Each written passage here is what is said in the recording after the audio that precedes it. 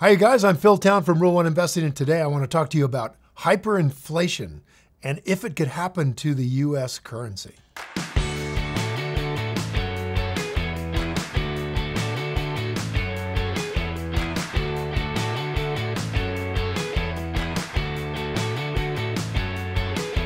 As a reminder, make sure you click the subscribe button and the bell icon to get notifications when I release new videos. Hyperinflation is a term that most people have heard before, yet it's a term that many don't understand beyond knowing that it isn't a good thing. On that much, everybody's right. Few factors can cripple an economy so swiftly and so completely as hyperinflation. As investors, it's really important for us to understand what the economic risk factors are that the market faces or could face in the future. And with that in mind, we'll take a closer look at what hyperinflation is, what it has done to countries in the past, and whether or not hyperinflation is a threat that the U.S. economy could someday face. So what is hyperinflation? On the surface, hyperinflation is simple enough to understand. Inflation is defined as the decreasing value of a currency's buying power over time. Hyperinflation, meanwhile, is merely that same inflation sped up to an enormous degree so that the value of the currency rapidly, almost exponentially decreases over a really short period of time. And this is the real danger of hyperinflation, that this accelerated rate of inflation causes people to refuse to take the currency as something in exchange for goods and services. That's when hyperinflation damages a country. Now, the factors that can give rise to hyperinflation, those are a little more complex than the end result itself. Huge debts that the government can't afford to pay can force a government to increase the supply of money and the attempt to pay those debts to a point that is not supported by the country's gross domestic product, all of its revenues, rapidly devaluing the currency. So a loss in consumer confidence when this currency starts to get devaluated gives rise to hyperinflation as well. For example, if people lost confidence in the dollar due to a major war where they weren't certain that the dollar would survive, they might choose to hoard their money in goods and commodities instead of cash. Simple supply and demand would then cause those goods and commodities to spiral up in price, and that forces the government to print more money to keep up with the rising costs of all the stuff they have to pay for, which puts more money in the economy, driving up wages, which drive up costs, and hyperinflation ensues. Now, whatever the cause though, hyperinflation is always detrimental to an economy. Economies are entirely built around confidence in a currency, and confidence that the currency in question will essentially be worth as much tomorrow as it is today. Now, you take away that confidence and economies quickly crumble. Hyperinflation isn't rare, however. Post-World War II, Hungary holds the record for the most dramatic hyperinflation in history. In 1944, the highest denomination note in the Hungarian currency was a 1,000 pengó. By 1946, 2 years later, the highest denomination currency note was, let's see, I don't know. It's got like 3, 6, 9, 12, 15, 18. It has 20 zeros behind it, whatever that is. It's a lot. At its peak, inflation in Hungary was increasing by 1.3 times over 1,000% every month. Okay, so ballpark, that looks like 1,400% a month, increasing every month. And that equates to inflation doubling every 15 hours. So if you were to earn $1, 15 hours later, it's worth 50 cents. By the time Hungary's hyperinflation began to stall out in July 1946, the Hungarian currency had decreased in value by 41.9 quadrillion %. And I don't even know how many zeros that is. Hyperinflation got so bad in Hungary that there are stories of people pushing wheelbarrows full of cash to the grocery store to try to pay for a loaf of bread. And that would be because 15 hours later, they'd have to push 2 wheelbarrows. Hungary isn't the only country to experience hyperinflation, though. Many countries have dealt with hyperinflation at some point in their history, the most recent being Venezuela, our partner down in the south. who began undergoing hyperinflation in 2016, and they continue to face hyperinflation right now. So far, one economist has estimated that currency in Venezuela has decreased in value by a total of over 5,000% just since November 2016. Okay, so let's put that into terms of a loaf of bread. Let's say down there a loaf of bread cost 5 pesos or whatever their dollars are. 5 pesos in November 2016. So a 5,000% increase would be, let's see, I don't know how many doubles that is. Let's see, if you go double once, you go to 10, and then 20, 40, 80, 160, 320, 640, 1,200, 2,500, 5,000. So 10, I'm ballpark means you'd have to come up with $5,000 to buy a loaf of bread. That starts to be a problem, I guess is the point. Now this begs the question, could the United States ever face this kind of a problem? The United States economy is the strongest economy in the world, and the dollar is by far the world's most used and most trusted currency, and it is the world's reserve currency, which means that banks all around the world, national banks, are holding dollars so that they can do exchanges properly. Now, while these factors certainly limit the risk of the U.S. facing hyperinflation, believe me, they don't eliminate the risk entirely.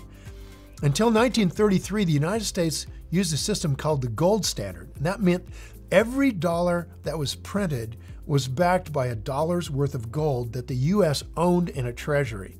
Now, since the number of dollars in circulations could always be traded for an equal amount of physical gold, hyperinflation was impossible because gold's hard to find. So there are plenty of good reasons why we moved away from the gold standard, but the fact still remains, we've opened ourselves up to the risk of inflation ever since we did, and inflation we have. The United States almost faced hyperinflation in the 1980s when President Reagan was forced to raise interest rates to 15% on the 10-year T-bill to keep up with inflation and to knock it down and to restore American confidence in the U.S. Treasury bonds. Now, let me explain real quick why that works. When they raised the inflation, or when they raised the rate of interest being paid on U.S. Treasury notes, what happens is that the ability of people to borrow across the rest of the economy is almost put to zero.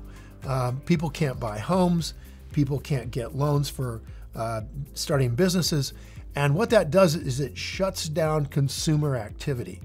And as consumer activity closes down, the consumers that are at the margin of being able to make their payments fail to do so because they lose their jobs, right? So you lost your job, now you can't make your payments on your credit card, you can't make your payments on your house, your credit cards get cut up, your house gets foreclosed on, and that amount of money that's floating around in the economy in the form of debt disappears, gone. Of course, the banks aren't real happy about that, right? Because that's money that they will never get back.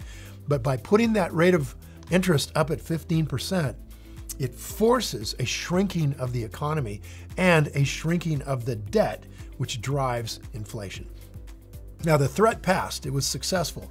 Many people at that time, I well remember, because I was just beginning to be an investor there, many people at that time thought America would go into hyperinflation, that no industrialized country had ever gotten to that level of interest rate and not gone into hyperinflation.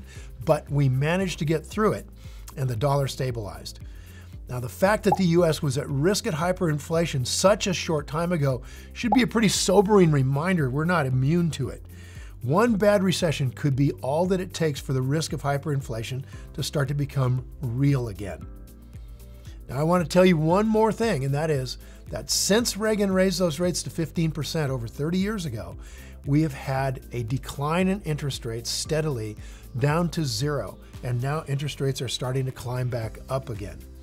Certainly that means that if we're not careful, hyperinflation is potentially in our future.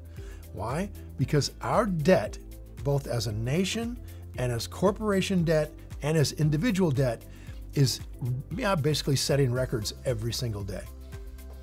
So how do we invest if hyperinflation were to come around? What should we own in an inflationary environment? Well, first let's understand something. In the United States, we've had an inflationary environment ever since we got a national bank. Our national bank isn't called the U.S. National Bank, it's called the Federal Reserve. They called it that entirely so that all of you guys wouldn't realize it's actually a national bank. That's because Americans were really nervous that a national bank would create inflation, as national banks have done all around the world forever. And indeed, our national bank created inflation as well. Today, a dollar buys, let's say, $1,200 buys 1 ounce of gold. Back when they had the first start of our national bank in early 1900s, $20 bought an ounce of gold. So we have had inflation such that the dollar buying power has declined about 96 cents. So right now, a dollar buys about what 4 cents would have bought in the early 1900s. So that's the impact of inflation that's bad.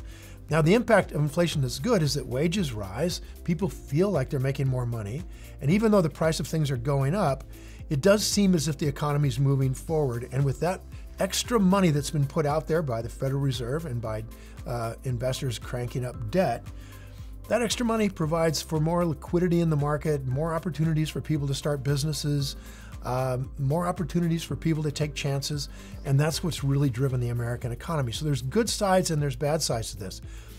Inflation itself is actually a target for the Federal Reserve Bank. They're targeting 2% inflation. They want inflation to destroy the currency buying power at a rate of about every 35 years, cutting it in half. That's what 2% inflation does. So this is a built-in way that our economists are essentially trying to play the economy. That means that, just thinking about investing in the long term, that 35 years from now, your currency will buy about half of what it buys now if things go well. Now, if things don't go well, if we have, let's say, 3% inflation, which is the historical average since early 1900s, about 3% inflation, then your buying power of your dollars will be reduced by 1/2 in just about 25 years. Okay, so not 35, but 25 years. That's what we've actually been experiencing over the last 100 years or so. So how do we invest in that environment? Well, the most important thing in the world is to own stock or own shares of a good company, because a good company can grow its internal value much, much faster than inflation. We call this metric of how fast a company is going to grow its value, it's return on equity. In other words, the money that I own that's part of that company is called the equity, and the return on equity is the money that's earned on that equity every year. I mean, for example, just right now, if we're worried about 3% inflation, what if we owned shares of a company like Apple? Well, Apple grows its equity at an average of about 30% or more per year. 30%, not 3%. And this is something that you can't get with gold.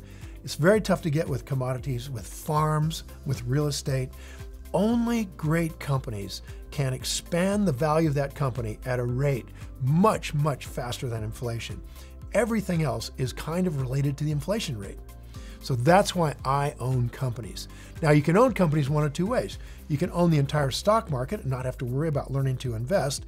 But when you do that, you go through these huge up and downs, and overall, you'll probably make about 7 to 9%, including dividends. That's if things go well. If things go badly, it's another story. If things go badly, the stock market could be down for 20, 25 years. That's what happened from 1929 until 1955. Your rate of return in a diversified mutual fund for that 26-year period, 0.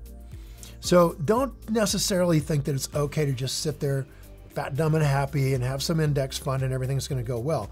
We run into a really rough time here in the economy, then there could be a long period of time before a broad market fund does well. Now, in the meantime, if you can pick wonderful companies that could provide you a dividend, this is what people did that did very, very well during the Depression.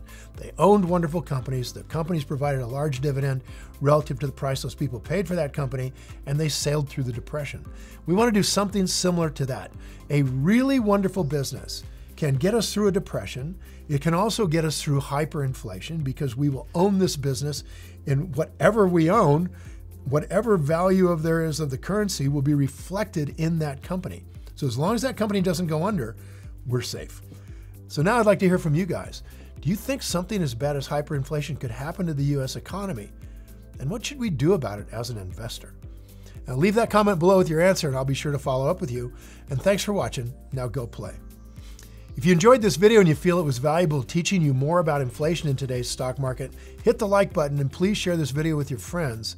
And if you want more investing content, subscribe to my channel. And by the way, don't forget to click the button on the screen for a free gift. Thanks again for watching.